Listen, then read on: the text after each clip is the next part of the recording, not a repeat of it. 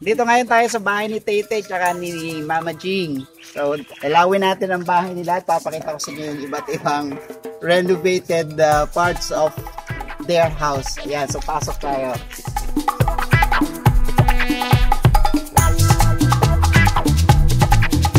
Ito yung kanilang parking area. So, pwede dito motor. Dito ang sa mga 4 wheels at pwede rin dito kung medyo maraming mga business ang dadating. So pwede itong maging function area. Ayan, kapag may mga event, birthdays, etc. So kung naman natin ang parents.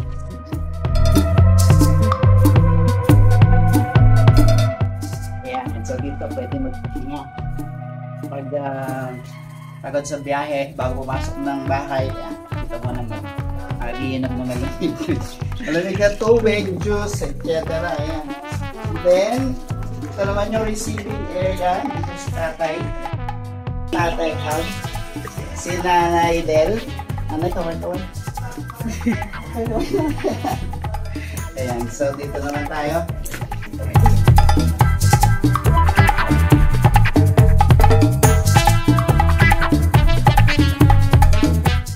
Pasok tayo sa dining area.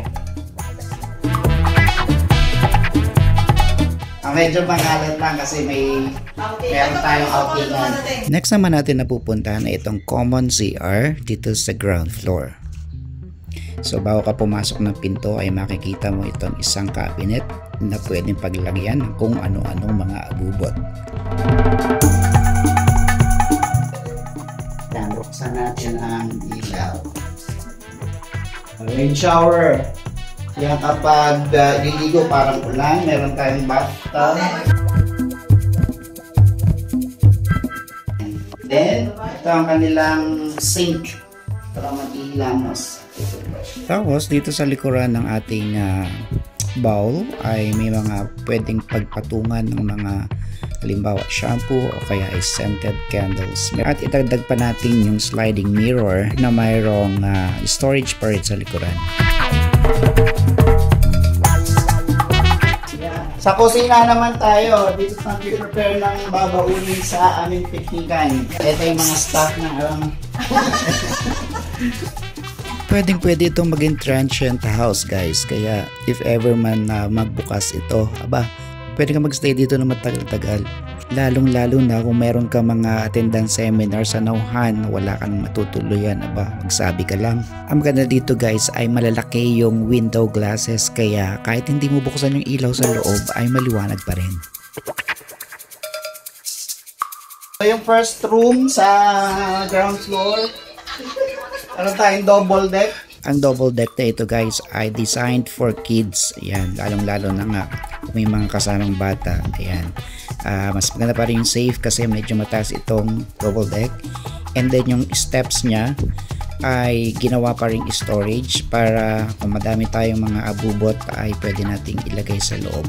At sa baba naman ay makikita natin ang dalawang bed. So ito guys, tingnan nyo. Ito ay cabinet, pero ito ay secret room. Secret room talaga ito guys kasi pag tinulak mo itong cabinet neto ay ito ang CR pala ng room na ito. Mataas ang kanyang ceiling at maliwanag pa rin ang loob kahit walang ilaw kasi yung bandang itaas ay glass pa rin. And then yung walls naman nito ay textured yung kanyang pagkaka-finishing. Napakaluwag ng CR na to kasi meron siyang mga kumbaga ay divisions. Yung pinakadulo nandoon yung parang shower area. And then yung bowl nandito sa may bandang gitna. And then yung sa pinagbukas mo ng pinto, nandiyan yung area kung saan pwede ka magbihis bago ka lumabas papunta dito sa kwarto. Ang sunod naman natin na pupuntahan ay yung isang room na makikita natin sa labas ng bahay. Actually, ito ay dating opisina pero reconstructed at talagang nag-transform into one bedroom. So puntahan natin.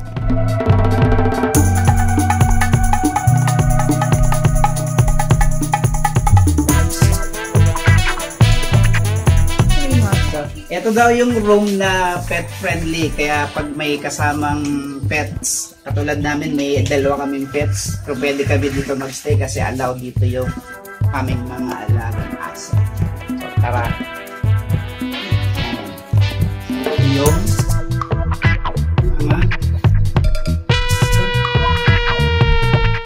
Tapos meron dito guys na isang sofa.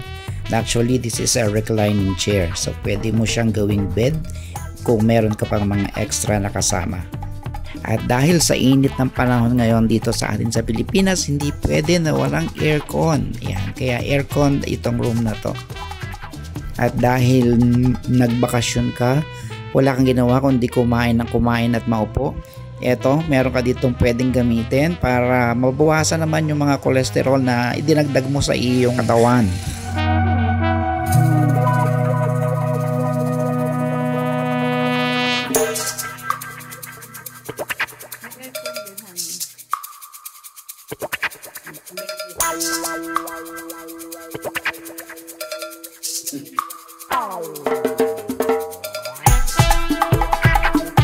Dari naman ang work, office, mini office. Yan, dito tayo maggagawa ng ating drawing. Sa ilalim ang mga cabinet.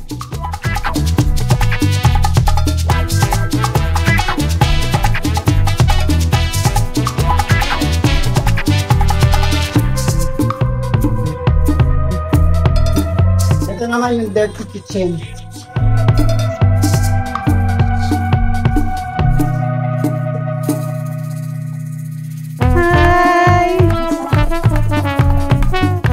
CR, hindi na natin bubuksan pero try CR.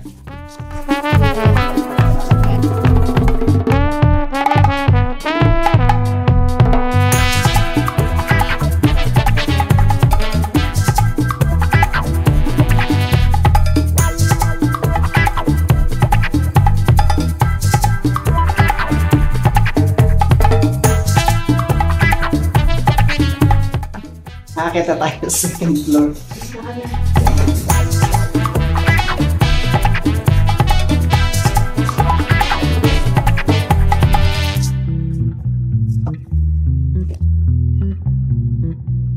Pag napagod ka, galing sa baba, uupo ka lang dito. Ito pwede rin maging bed, hinihiga lang siya.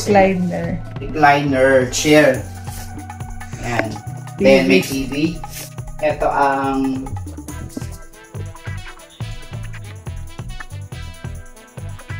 terrace.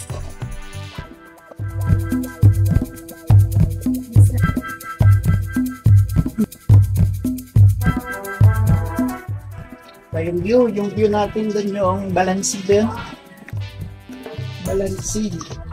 Then highway going to Nauhan Community Hospital. Malapit lang sa hospital. Kabila naman mga palayan. Okay.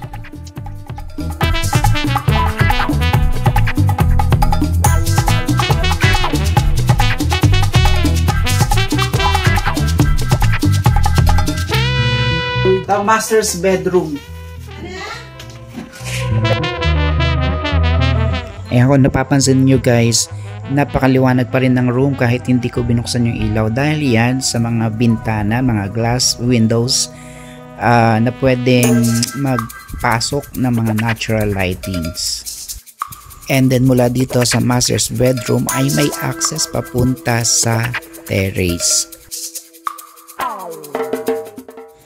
At yan ang ating house raid sa bahay ni Tita Sel at ni Mama Jing. Abangan natin guys ang susunod na update sa bahay na to kasi ang aking naririnig ay meron na namang inihahandang malaking pasabog. Hanggang sa susunod, ito po ulit si Trev. Maraming salamat sa panonood.